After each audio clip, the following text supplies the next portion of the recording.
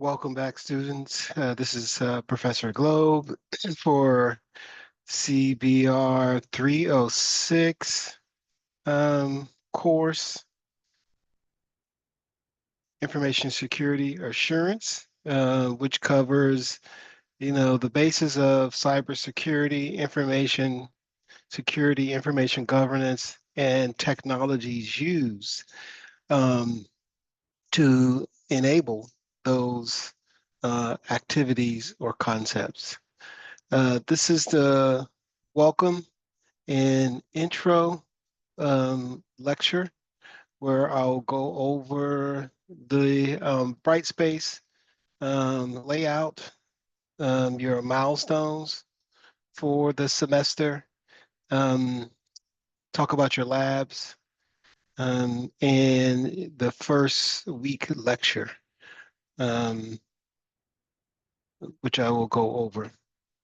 So let me start sharing, get back to Zoom here, excuse me.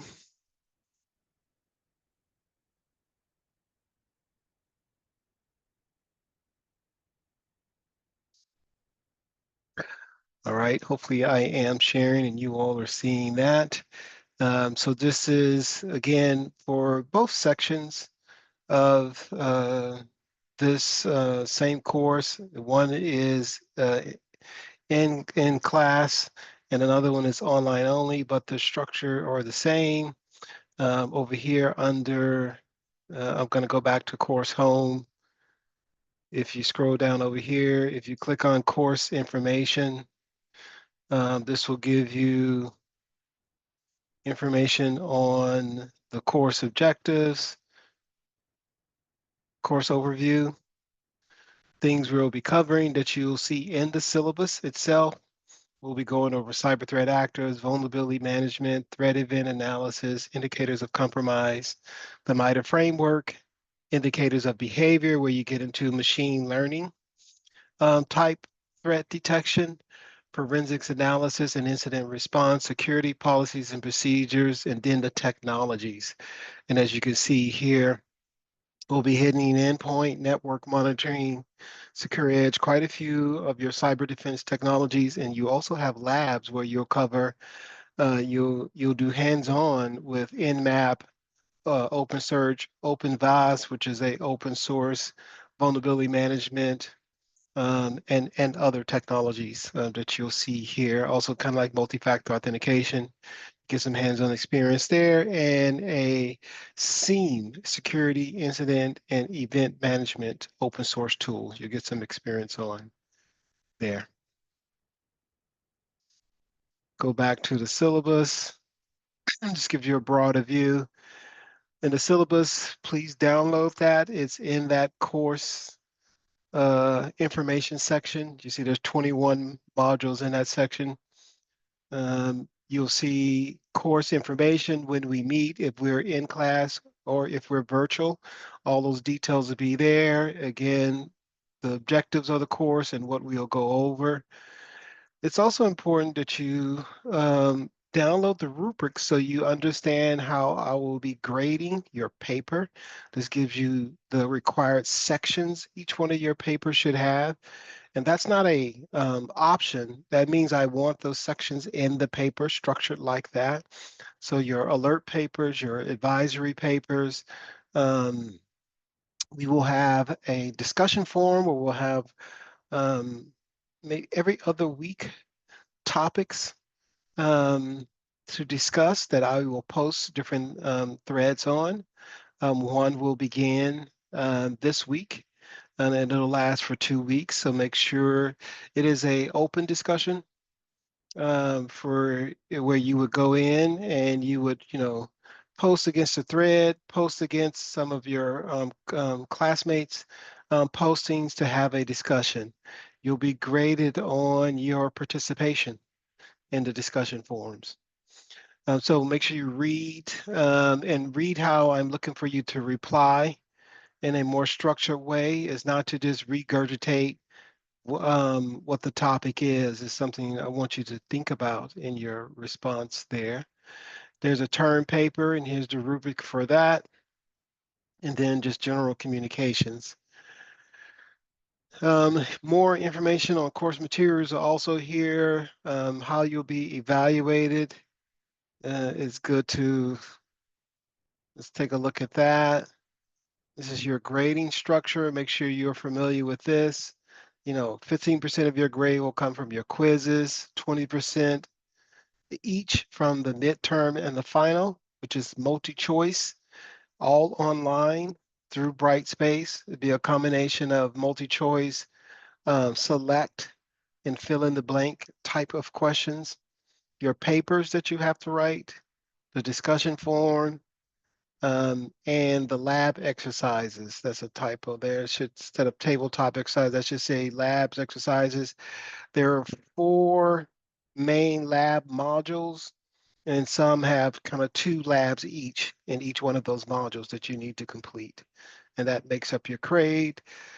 These are your grading scales here. Jump back out. I will correct that later. Just keep scrolling down. There is a book to the course that you need to be aware of. There's also, this is the book for the course. This should be available in the bookstore. Make sure you get that book. The lectures cover specific chapters in the book, plus from the lecture slides. These are additional resources for you to use throughout the course. I would also recommend you add these resources to your tool chest as you grow into your cybersecurity career. These are very good resources for you to be aware of. And your schedule is here.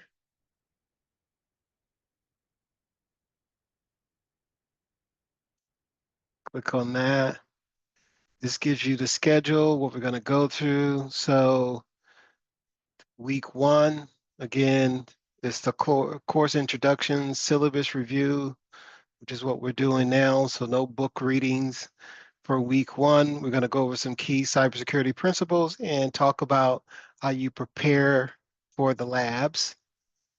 So you need to do that this week. And it requires you to install a virtual machine onto your laptop or go into a lab on campus and use one of the labs that has the Oracle VM or allows you to download it.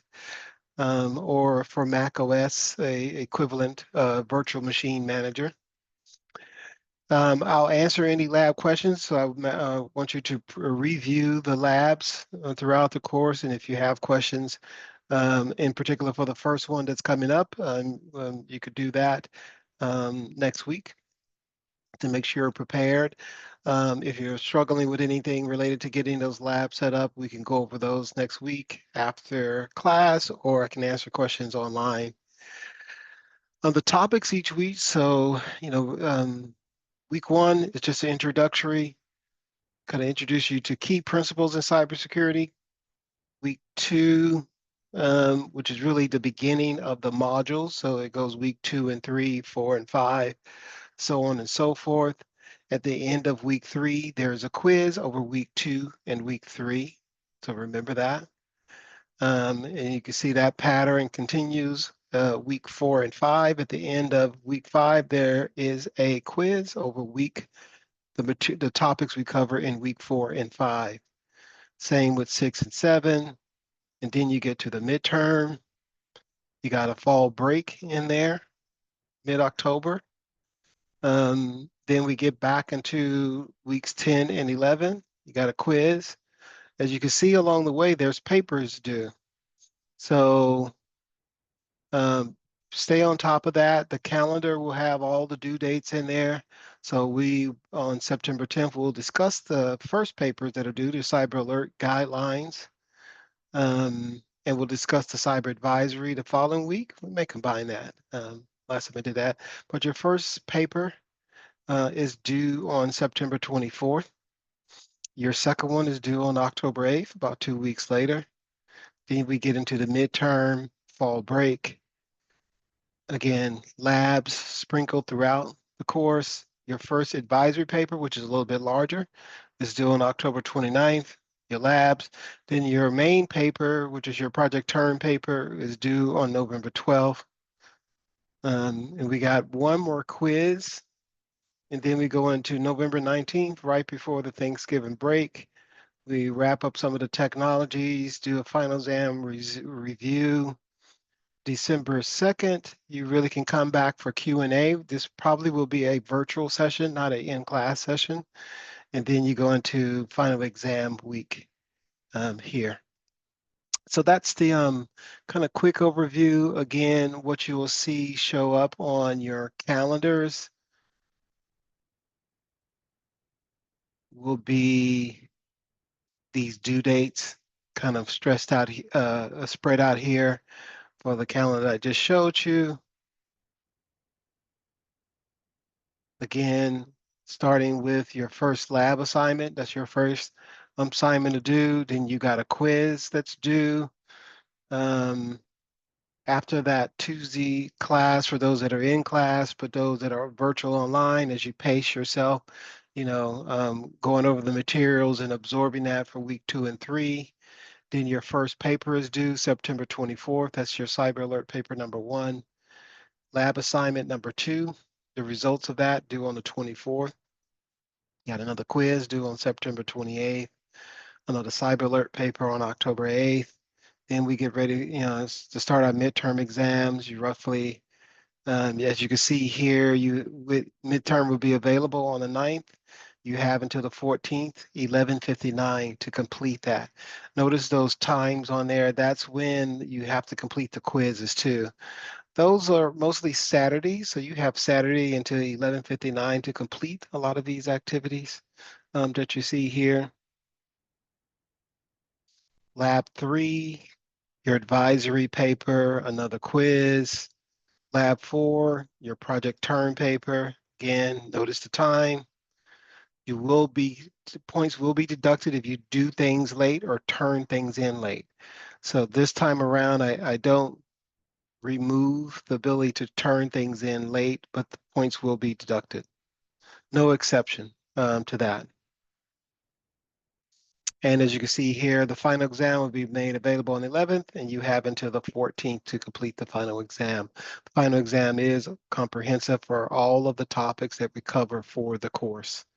Remember that the midterm only covers the topics between week 1 and October 14th or October 12th. Let's see, that's all for the kind of overview. I'm going to stop sharing here and go into the first week topics. So I've covered the labs. Let's jump into that. Give me 1 second here.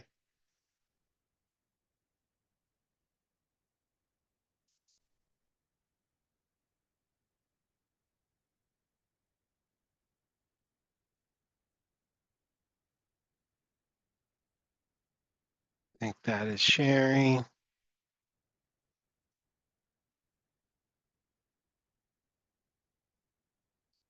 All right, hopefully that is sharing out. So this is week 1 lecture. Again, the topics we'll cover in the entire course are listed here. I've kind of talked about them already, but they include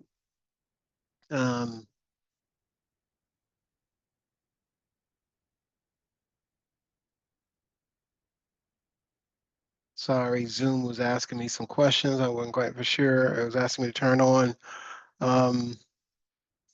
subtitles. So just in case you didn't understand, but you'll also get an AI summary of this meeting. I'll post all of that for each lecture note.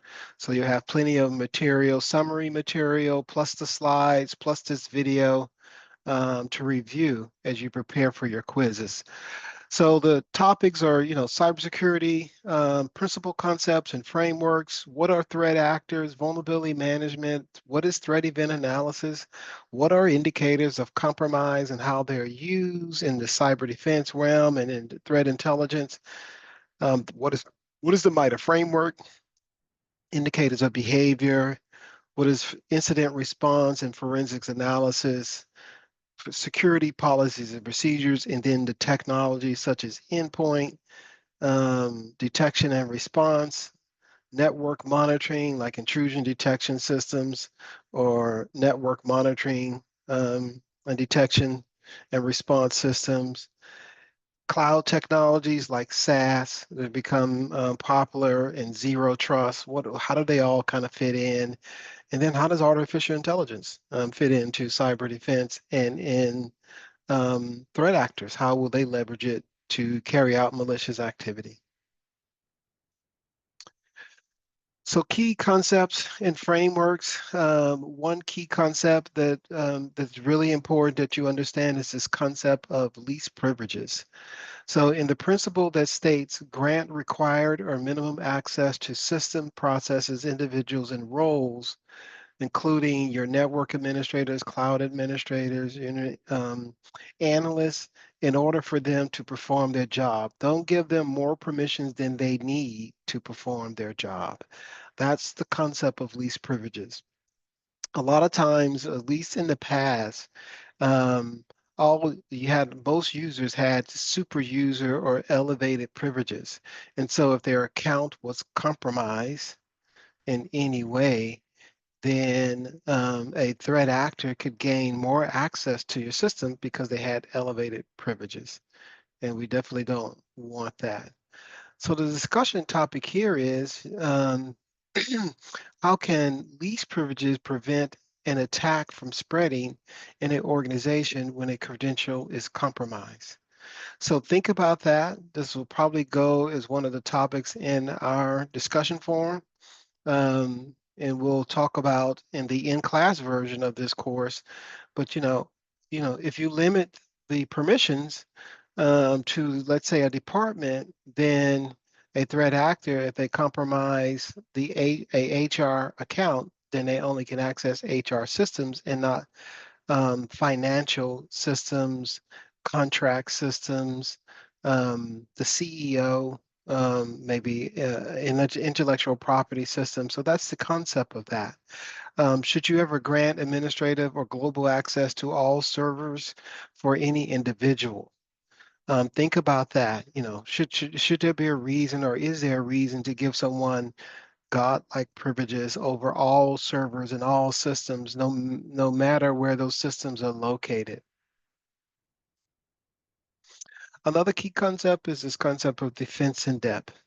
So defense in depth is the concept of organization deploying multiple layers of authentication, network access control, user access control, application security, cloud services, and network security monitoring, the endpoint security monitoring, and also data governance, access control to data based on job function.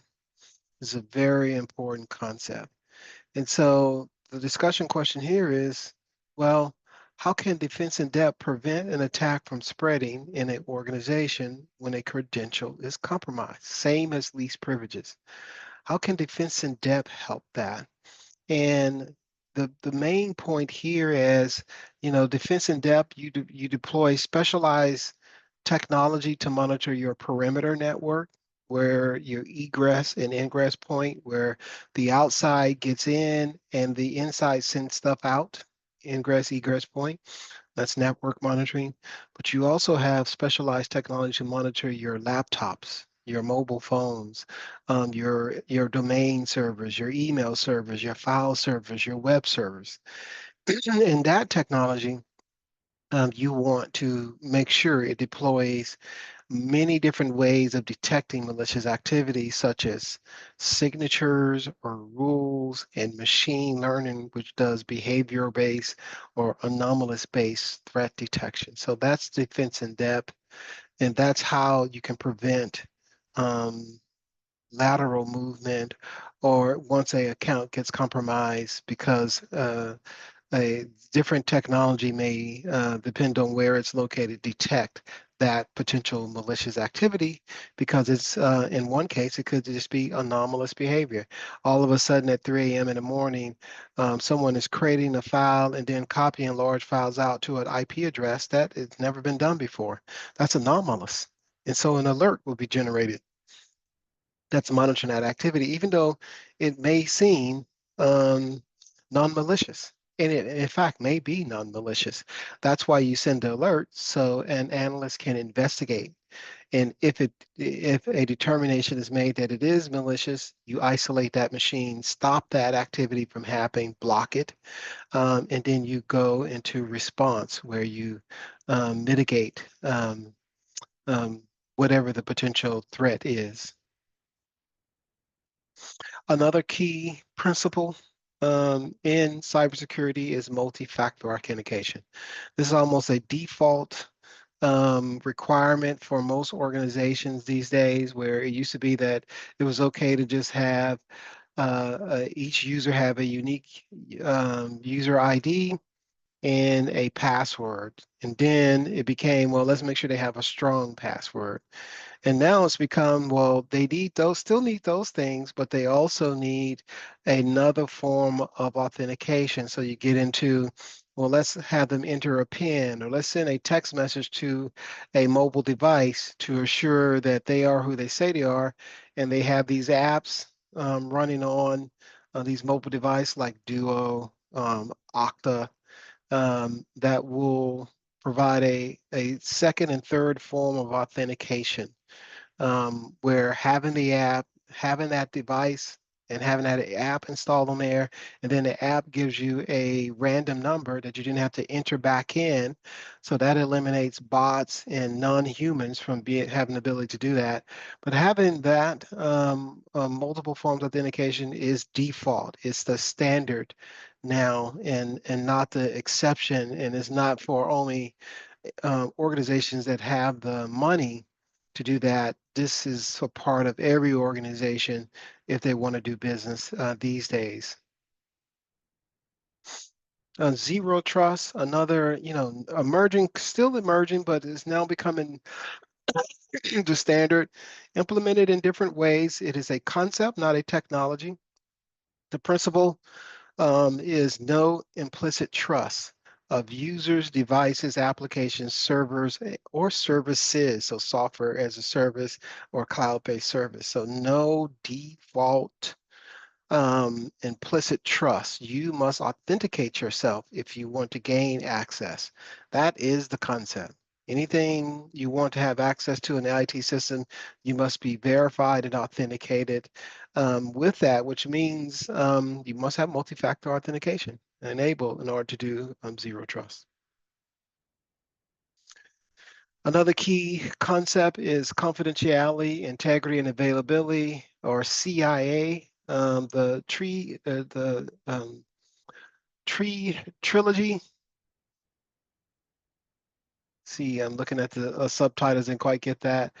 Every system, you need to have the ability to keep things confidential that should be confidential. That means keeping information private and no unauthorized access to, um, personal, private, information, customer information, your member information for member-based organizations, your financial, banking contracts. So keep confidential information confidential. You need to have some form of non-repudiation. The proof, um, that the person who logs in the system is who they say they are. And so a lot of times that's done through, logging all transactions, on a system. So when a user tries to log in and they fail, that attempt is logged. When a user tries to log in and is successful, that attempt is logged. So logging transactions, and then the next step of that is making sure you, monitor those logs and process them so you can alert when potential malicious activity happens. Another form of non-repudiation is found in multi-factor authentication, where you have that second and third authentication factors, where you require a telephone and an app, and you've verified that device that they're using is a trusted device. So that's a form of non-repudiation also. Then you get into integrity where, only authorized changes to data is allowed. So that means governance needs to be in place on those systems so that only authorized individuals get access to the data so they can then change meaning modify, delete, add, that type of thing. And then the last piece of CIA is availability. So making sure that the systems are available to authorized party in order to get their work done.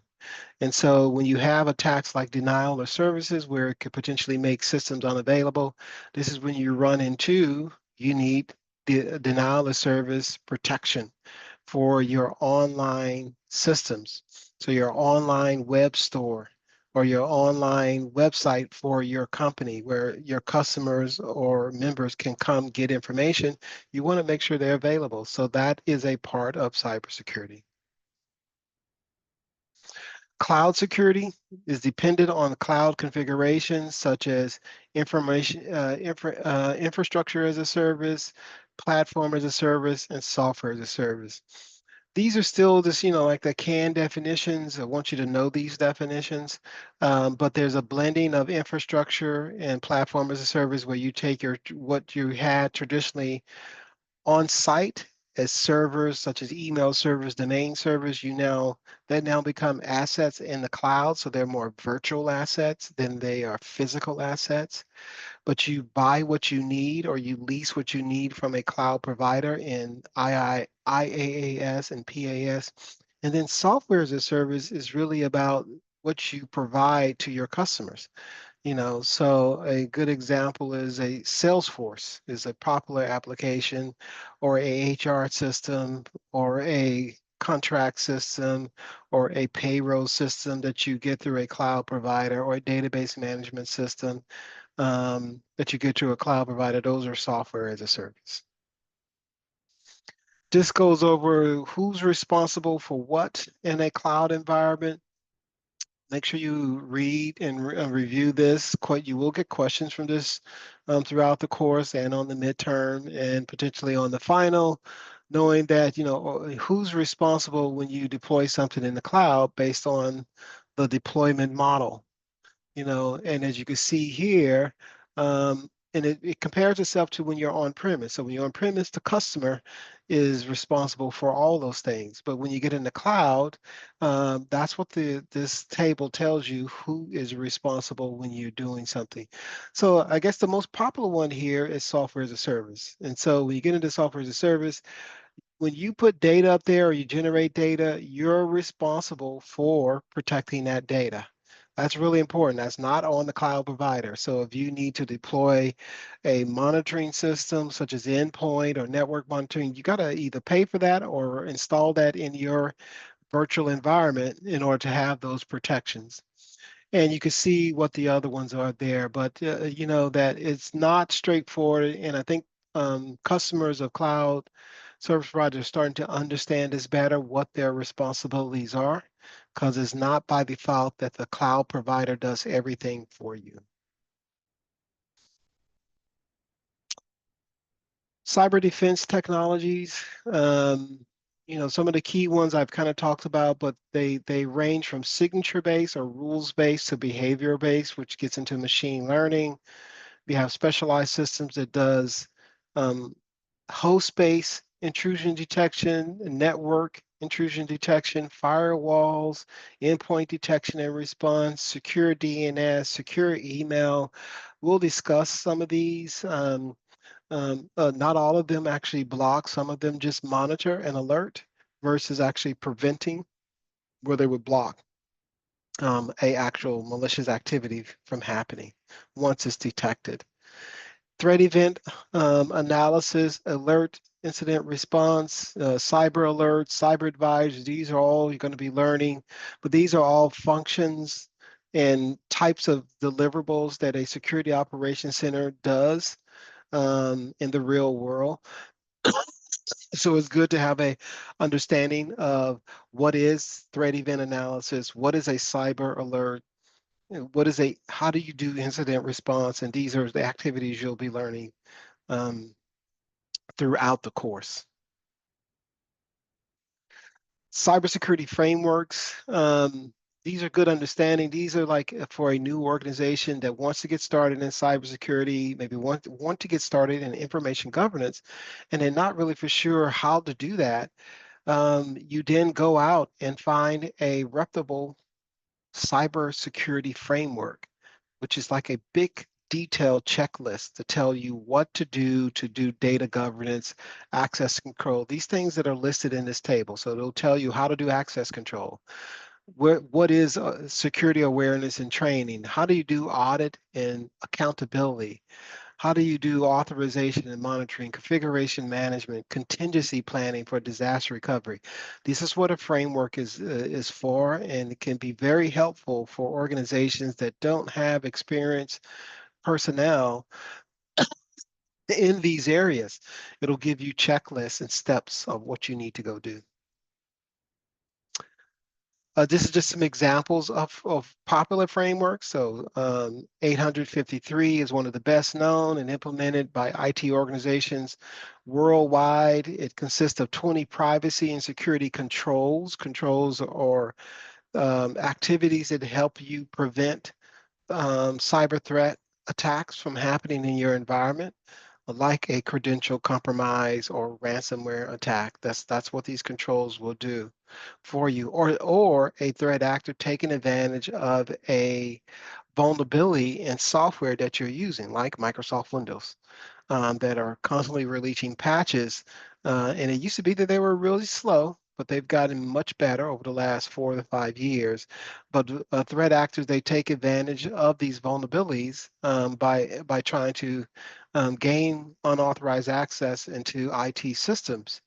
And so implementing these types of frameworks and doing things like defensive depth, um, cyber defense concepts is how you can defend yourself from cyber threat attacks.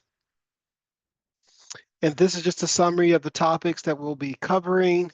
Again, a variety of topics, but key concepts like least privileges, defense in depth, confidentiality, integrity, and availability. The CIA triad is really important to understand.